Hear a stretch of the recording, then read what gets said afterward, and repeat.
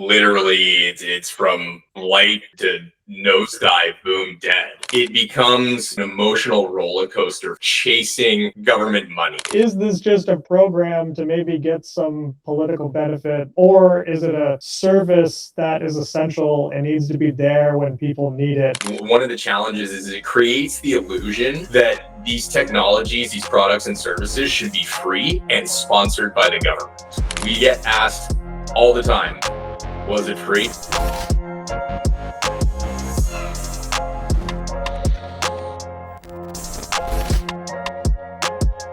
What are the one or two structural changes that would make the biggest difference immediately? Let's start with you, Bobby. At the beginning, folks were being approved, as long as they had a pulse. And towards the end, we were seeing much, much more, examination, and they were much more stringent with these, with the applicants.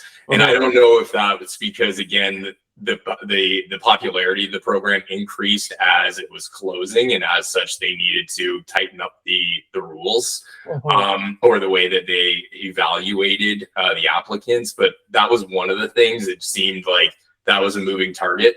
We had a number of applicants that were unsuccessful or faced challenges because of various ratios that were introduced kind of along the way, and without kind of any rationale or ability to kind of speak to that. Interesting. The way that the cash flowed and made things work didn't really, that was a challenge, because you essentially needed a bridge loan before you got your loan.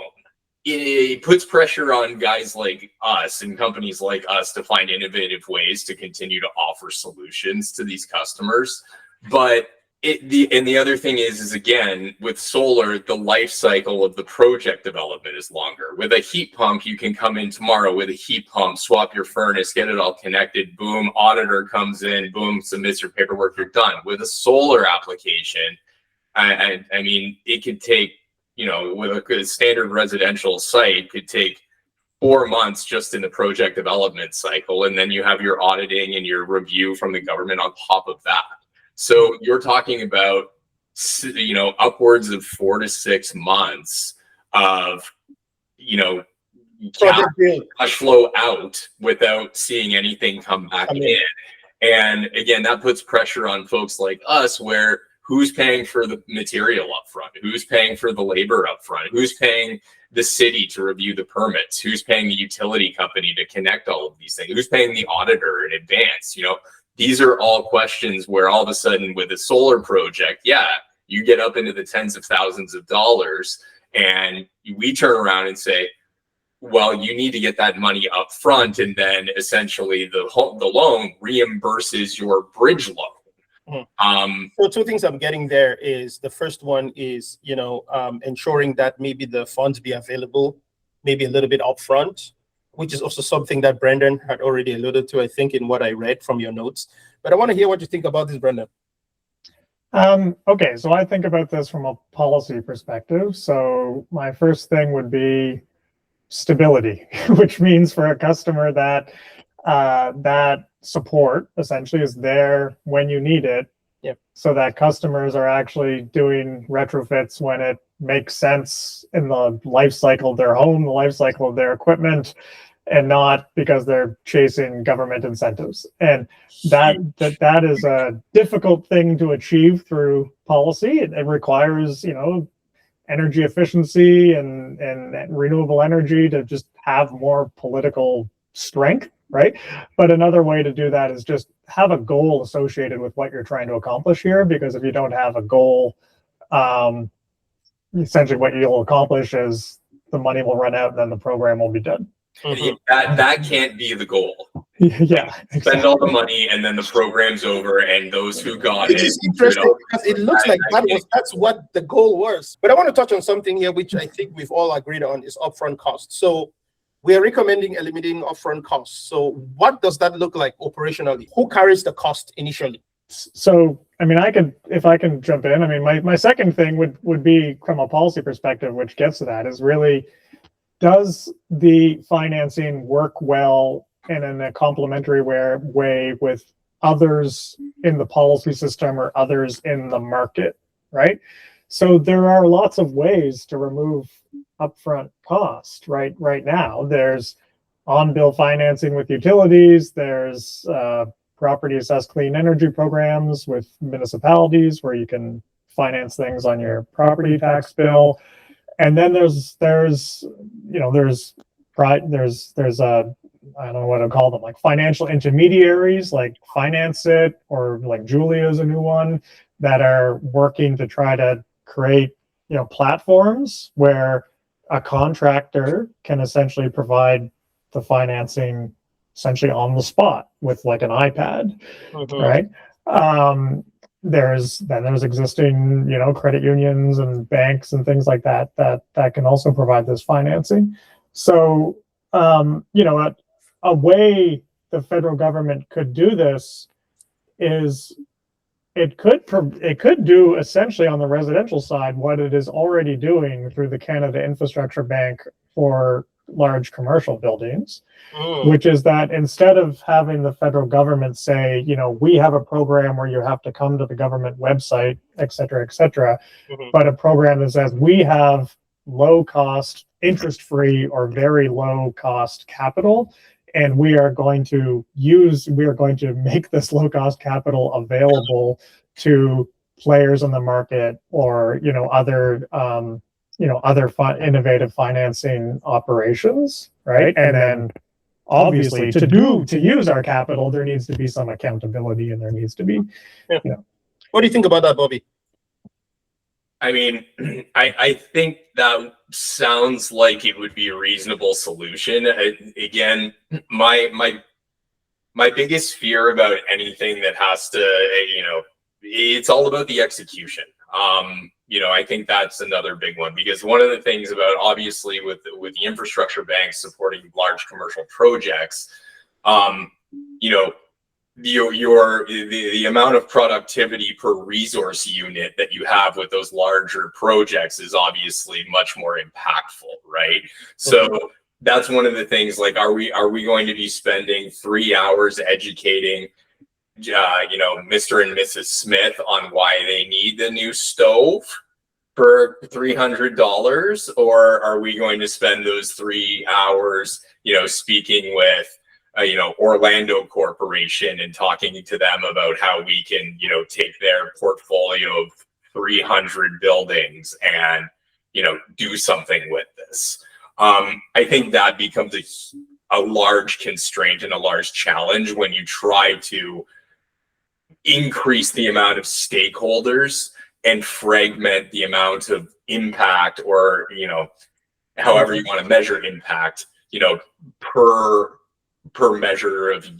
unit of measurement, basically. Like, I think it gets very, very fragmented when you have a limited amount of resources trying to deploy and manage a lot of things.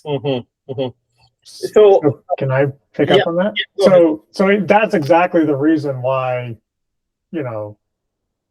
private banks are not, doing this in the residential sector. And that's also the reason why the Canada Infrastructure Bank is not doing it on the residential sector, because they're worried about those, transaction costs. But but from a policy perspective, it's kind of exactly why you would do it, because the market isn't doing it, right? There are examples of this happening, and really, like the examples that in the States, they've got, green bank type institutions, they're called, and the ones that really come to mind are the National Energy Improvement Fund, Michigan Saves, and they have a platform that enables homeowners to achieve financing, right? And also tries to work with contractors to provide that financing in a flexible way. But they do get, it's definitely supported by governments. It has to be supported by governments and public money. They do attract some private money, but it tends to be more like credit unions or like social impact investors. It's not, pension funds, at this stage. But I think there's examples of it south of the border where, it actually is being done. Let me shift the gear a little bit, talking about market impact here. So this question is twofold, and I'll first go with you, Bobby. The stop and stop nature of these programs, we know it creates volatility in the market. So from a contractor perspective, how specifically can you tell us how this impact the broader industry? Like, I mean, it in some cases it's like, literally it's from light to to nosedive, boom, dead. And then it takes a while for these things to recover. Canadians are very adverse to doing anything differently. Under regular, normal, sunny day circumstances, but when they see volatility like this, it becomes, an emotional roller coaster for them, because at some point in time, they're, as Brendan alluded to, they're chasing government money. So whether or not their intentions are pure and aligned with that, they're like, oh, well, fear of missing out, this kind of stuff. And all of a sudden they rush in and maybe purchase a product that they don't want, or might have buyer's remorse, or work with a contractor that they shouldn't have, or what have you, and make a rash decision. And then on the flip side, as soon as it's taketh away, the whole customer sentiment changes, and all of a sudden everybody, is frustrated with that. They feel like they have lost out because their neighbor got approved, but they didn't. And now all of a sudden this changes the whole idea, and it puts a stain not only on the programs, but it puts a stain on the ability to progress, because folks say, oh, you know what, I was going to do that. I like the idea of it. The fact that, this program just got taken away is, that's frustrating for me. So no, we're not going to do it anymore. And they become almost aggressive about it. And it's hard to get them back. You're saying, but you're taking this frustration out on the solutions. Oh, yeah. Sense, right? Yeah. It still makes sense. But the way that, their journey is just so all over the place, and, it goes from something that has great intentions, is forward thinking, is progressive, but because they have to go through all these hoops, and then all of a sudden, in some cases, they see the light and the rug gets pulled out from underneath them, and they're like, why would I do this again? Right? And we've seen that as well, folks that have said, oh, I've seen this before. Yeah, it's just another fly-by-night thing. Like, and what's our pitch at that point in time? Be like, yeah, I know we've seen this before. So this time you really want to make sure you don't miss out, right? Like it's, it just seems so sleazy, right? Like one day only, get your solar projects before they're gone. Like, oh yeah, as Brendan said, that's not how it works. It's like part of the whole building and continuous improvement towards achieving these goals. And it doesn't all happen like, here's 40 grand and get it all done and you're net zero, call it a day. Like it's got to be a commitment over time that, has a stable foundation and systems and execution, so that there's trust, and that these ideologies can actually have to carry some momentum, because that's what happens. They start barreling down the runway and they abort at the last minute, but it's too late. And then they just plunge into the ocean. And it's like, and now it's cleaning up the river, like all the mess that comes with it. And the hangover period in order to reel that back in and relaunch is enormous. I mean, we've seen that in the Fed. We saw it in the Fed. We've seen it here now with the greener homes. But I want to hear Brandon's take on this, but I want to add something to it before you answer, Brandon. So, answer the same question, but again, add a little bit of perspective on what a funding model would look like, or how realistic that would be from a political perspective. Considering again that political terms. Right? Yeah, just on the issue of the kind of like the boom and bust. I mean, I mean, there is, there was an article written by the Canadian Press that essentially suggested that some sort of support for home retrofits was coming back. And I guess I'd be curious to, if they bring back essentially the same loan program or even the same grant program. I mean, I imagine a lot of contractors and maybe consumers, the first is just going to ask, okay, well, when's it going to go away again? Right? That's essentially Right. the question, and who's going to actually engage with it in the way you want them to engage with it, in a good for consumers, high quality, way. So I think that's the danger. So as I said, there's one of the reasons it went away so quickly was because, the money just ran out, right? So you can do something about that. And actually, when you listen to what the kind of policies Mark Carney says he likes, is he likes policies where public funds try to leverage, private funds, so to speak, right? Or non-governmental funds that can extend those budgets. And this program had nothing like that. It was essentially interest-free, that, when the government capital ran out, the program was done, right? So, I'm a little bit careful about this because I think again, you really have to watch out for customer protection. If it's too much private sector driven, you're going to get ripoffs for customers. But again, if we look down in the States, there are examples of public money being blended with credit unions or what you call like social impact investors. So people who are, investing because they want to be green, they want to support something green or something for low to middle income people. Yeah.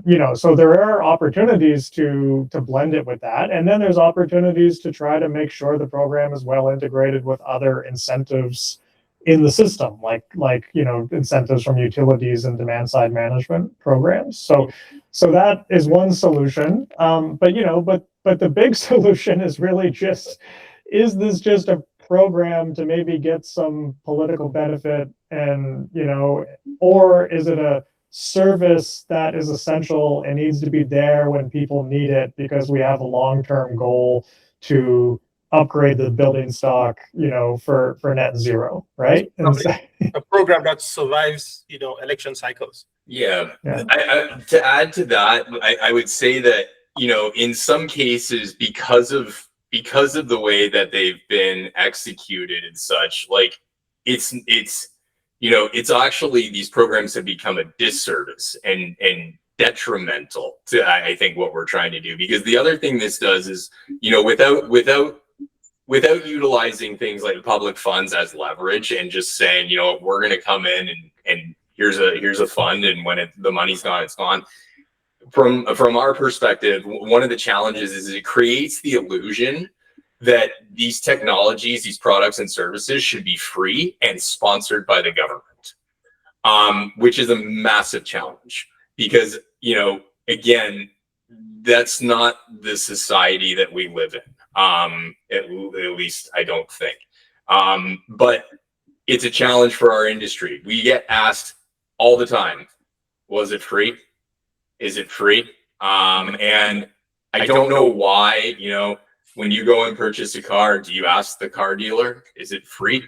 When someone comes and, cuts your lawn outside, do you say, okay, thanks for that, see you next week, same time, free? It's one of these weird things, but because it's been caught up in policy like this, in these types of programs, and it's, give, take it away, give, take it away, it seems like that's kind of the needle. It's either free or it's incredibly expensive, or it's free or it's incredibly expensive. And I think that's confusing in terms of, are we just using this as consumerism in order to drive another agenda here, or are we actually trying to achieve the goals of getting to net zero? Because those are two different mental pathways. And we're seeing, again, from my perspective, this just becomes kind of like a barrier as you're trying to run for the end zone here, and you've got guys coming in. You think they're there to help you, but it's actually your own teammates that you're tripping over in order to get there. Which is an interesting perspective, because like, how did this ever become politicized? Like, how did saving the environment become? I mean, this is a bigger question here, but moving on a little bit, and I'll piggyback on something Brenda said about, if this is coming back and they're redoing a new program. From that article, Carney seems to allude that the program will be shifted from NRCan to Environment and Climate Canada. From a policy perspective, does that change anything? A bit of a potential danger of it moving to Environment Canada is that Environment Canada can be very focused on how do we get the most greenhouse gas emission reductions at the lowest cost, which is not always a bad perspective, right? But if you're solely focused on that, the other way to think about it is, well, we have an end goal and we need to transform the market to get to that end goal, right? And that's, I think, the perspective that's actually more transformative and more associated with what we're actually trying to do, which is get to net zero energy, right? So some of the most expensive homes to upgrade are like low-income homes, right? We know there's huge benefits to upgrading low-income homes, but we know they're very expensive, and actually loans don't work very well in low-income homes. You really have to. It does have to be free, right? A lot of it.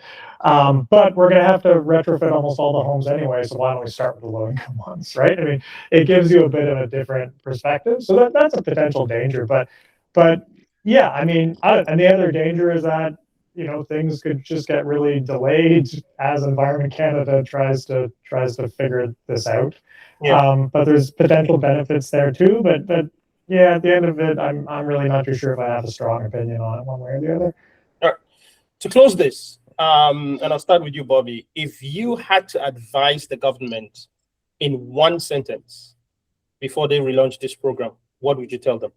I would say, pull from successful case studies when trying to formulate the path forward with this.